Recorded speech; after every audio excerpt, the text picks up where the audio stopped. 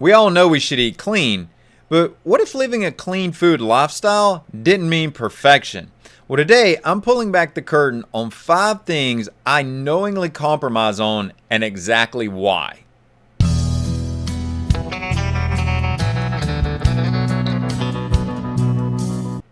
Even as meticulous and detailed as I am about my diet, there are times when I have to compromise. But compromise doesn't mean the elimination of all standards. For me, this tends to happen when I travel to speak professionally. But for you, it could be a family vacation, it could be your kids' events, it could be a church potluck, or even an invitation to a special dinner. These events can generate guilt sometimes, but they don't have to. So let me introduce you to 5 healthy food compromises that may not be perfect, but they're going to keep you and your family on track. Number 1 on my list may just be the biggest shock to you, especially as an individual who raises grass-finished beef. When I have to choose eating out at a restaurant, I will eat grain-fed beef. Yes, grass-fed beef is going to be, and more specifically, grass-finished beef is going to be more ideal. It's more nutrient dense. It has conjugated linoleic acid and more omega-3s and greater nutrient richness and all the health-promoting secondary metabolites. Yes, it has all those, but how often are you going to find that on a menu at a typical restaurant? Not very often. And even if it says grass-fed, well, that term is being played around with so much now that the truth is that grass-fed probably doesn't mean much more than conventional these days. So you just really have to stop stressing on this when you're looking at those typical menu options. If you think about it, most menus, they're going to have a chicken option, they're going to have a salmon option, which is probably a farm-raised salmon, there's beef, and there's usually a vegetarian option. Well, of those choices, when it comes to protein, I'm taking beef every time. In fact, I recently took a trip up to Michigan, and as I looked at the menu and looked at what my options were and scrolled through, you know what? I came back to the beef options again and again, and without hesitation, that was my choice. So was it grain-fed? Yeah, I knew it was grain-fed, but here's the truth. Even grain-fed beef is still a very nutrient-rich food source. And it's still excellent protein. It's going to still have some saturated fats in there, which have health promoting abilities. It's not as ideal as the grass fed, but we're having to compromise here. So grain fed it is. And I will choose the leaner options.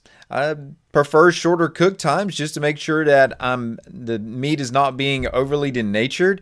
And the higher protein is going to be metabolically stabilizing. So when it comes to choosing grain-fed beef, this is how I look at it. It's not about bad versus good. It's about choosing the highest quality protein over trying to be perfect.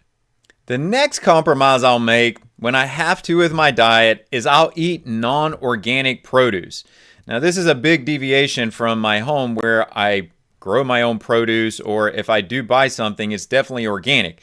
In fact, I don't feed my son anything other than organic plant-based foods. But to the point of compromising, when I have to eat these non-organic produce options, vegetables, and fruits, again, I'm not looking to completely throw away my standards here. And so to help keep me on track, I use the Environmental Working Group's Clean 15 list. And these are generally considered to be the safest conventionally grown foods. And just as a couple of examples that pop up on this list, things like onions, mushrooms, honeydew melon, sweet potatoes, carrots. These are foods that tend to have a lower toxicity accumulation. Therefore, when I'm looking on a menu, these are going to be some options that I'm looking for. Organic is always going to be preferred, but life happens, right? You have to travel sometimes. You don't have complete control of your diet. Your plans just go awry from time to time, and you need some plants in the diet, right? If you have a dietary preference for carnivore or keto or something like that, maybe you're avoiding them, but I tend to keep plants in my diet, and I want some variety in there. So that Environmental Working Group's Clean 15, these are the things that I will tend to eat off of a menu that I know is not organic. Now, does it end there? No, not exclusively. I may still eat something. I may eat a tomato or blueberries especially, or strawberries, these types of things. But I know that those are going to have a higher toxicity associated with them. And I look at it as there's a trade-off. For example, blueberries are one thing that I will often still reach for when I see those out, because I know that there's a very high polyphenol content. I know that they're extremely rich. They're going to decrease oxidation and inflammation. And so there's a trade-off there, even though there might be some toxicity coming along with that. And this is something key to keep in mind. And this applies not just to organic produce. This also applies to what I shared with the beef and what I'm going to share next with some of the other things that I will compromise on, is that small incidental, incremental, however you want to say that, exposures in the big scheme of things. If I'm having exposure 1 or 2 days over a 6-month time frame, and the rest of the time I'm eating really clean at home and controlling everything, well, those 2 days probably aren't that big a deal in the grand scheme of things. So you just have to keep it all in perspective. The next compromise that I'll make can be a bit tricky when you're not controlling your diet.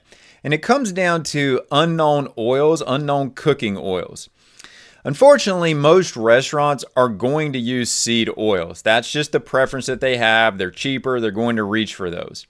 I showed you the menu when I took that trip to Michigan. Well, that was my dinner, but I had to eat breakfast too. So the next morning when I go to eat breakfast, there's a buffet for breakfast, and as part of that buffet, there's an omelet line. Well, I notice as they're cooking the omelets, they're literally just squirting a seed oil combination on the skillet and then throwing the eggs on top of that. That was one option, or there was the option to consume scrambled eggs from the buffet, as you typically find those. Well, to decide between the two, it made far more sense to me to consume the eggs off the buffet, because I knew there would be much less ingestion of the seed oils as compared to the direct application in the preparing of the omelets.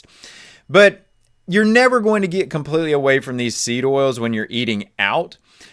Here's a couple of ideas just to give you direction on maybe how you can navigate this. Anytime I can choose grilled over fried, I'm always doing that. Matter of fact, I don't know that I'm trying to think of an example when I order something fried, and I don't ever order anything fried when I go out to eat. It's always grilled. The next is looking for olive oil or butter when you can. Now, I actually have a preference for butter here. Not that I have anything against olive oil. It's just that olive oil can be very adulterated, whereas butter, not so much the case. And in fact, what I have done of recent, when I told you about Michigan, I recently also traveled to Indianapolis to speak, and one of the things that I did there was take a sirloin and added true butter to that sirloin. Not margarine, double checked on that, just added true butter to the sirloin to enhance the flavor, but I knew what the fats that I was consuming were. And the other attribute there is that no, it wasn't grass-fed butter, but it was still butter. And butter still has a high amount of high-quality saturated fats in there. It's going to have some butyric acid to help the gut. And most importantly to this part of our conversation as it relates to compromise is that the butter helps offset the consumption of some of those seed oils. So it indirectly inhibits some of their activity. You don't get as much accumulation if you still got those saturated fats coming in.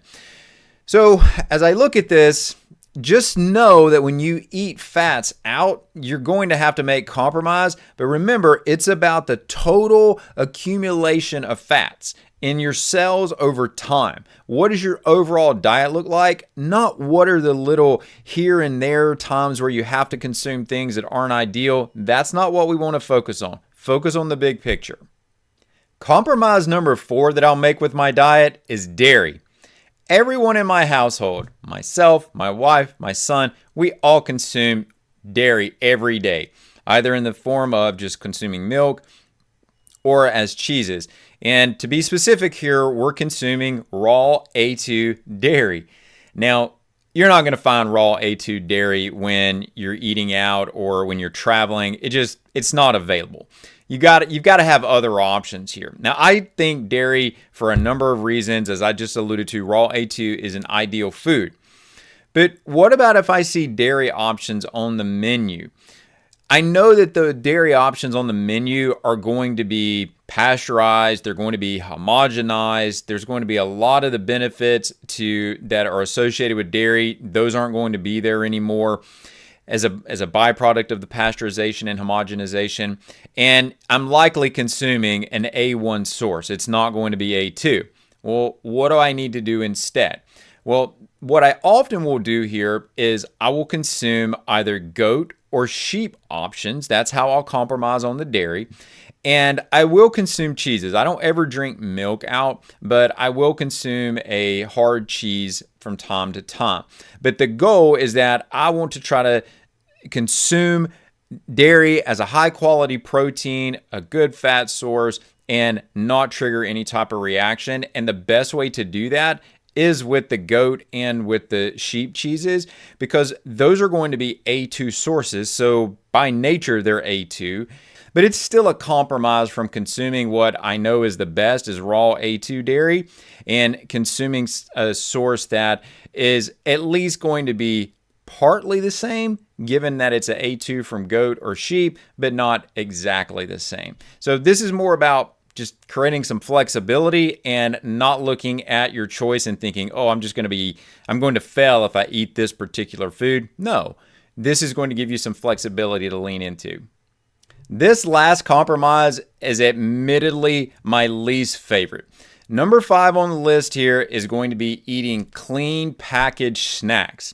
Even just saying that almost sounds like an oxymoron. So here's how I look at this, because sometimes if I haven't eaten for a long period of time, I know I don't have good options, then I have to make some choices. But here's what I do on this, so I can still stay pretty decently on track. So for example, just think when you're going through an airport, what are your options in an airport? You've got essentially fast food. I always cringe when I walk past those restaurants. A lot of times I'll look at the menu and just shake my head and just keep walking like, I'm just better off not eating that. So I oftentimes will turn to the little stores that are throughout the airports where you can pick up some bottled water, like say maybe the magazine type stores, right? But they've got snacks, they got bottled water. You guys have all seen these. Well, here's what I'll look for. So I try to look for single ingredient options, and those are far and few between, but you can find them. So for example, you may find pistachios. That's one that I'll often go to. You can find other options that are a combination of nuts and dried fruit. And so that's not ideal, but it at least is trying to keep going in the right direction. And then my personal favorite doesn't come from these environments, from these stores, although I have seen some of these recently pop up, but I still tend to prefer my own options here. So what I will often do is travel with either beef or venison sticks. The one that I've been using recently, and this is not an endorsement in any way, are the Chomp brand, and the venison and the beef are both labeled as grass-fed and grass-finished, which is more than what I can say for other options out there, assuming that labeling is indeed accurate. And one thing that I don't compromise on these is with the seed oils. Now, that may seem counterintuitive to what I said earlier, but with regards to what I said earlier, I don't have immediate control over that. When I'm looking at these ingredients, I have immediate control over that, and there are other options that I can turn to. So I avoid the seed oils on these clean packaged foods. I look for single ingredients, and I don't want anything that has any type of chemicals or coloring. I'm just not going to sacrifice on that. And you're not looking for, again, perfect. We're just looking for what would be considered better, because better is sometimes just good enough when time is short and you have a limited availability of options. Overall, when I'm in these types of situations, these are the compromises that I make. But one other thing that I will tend to do is I'll probably just eat less total in a 24 or 48 hour time frame than what I would eat when I can control all facets of my diet and my environment. And there's some health associated aspects to that as well. So yes, these are the 5 areas where I choose to compromise, but I do it with intention, not guilt. The key here is knowing when it makes sense to bend your standards and when it absolutely should not be an option to do that. Because next time, I'm going to flip the script.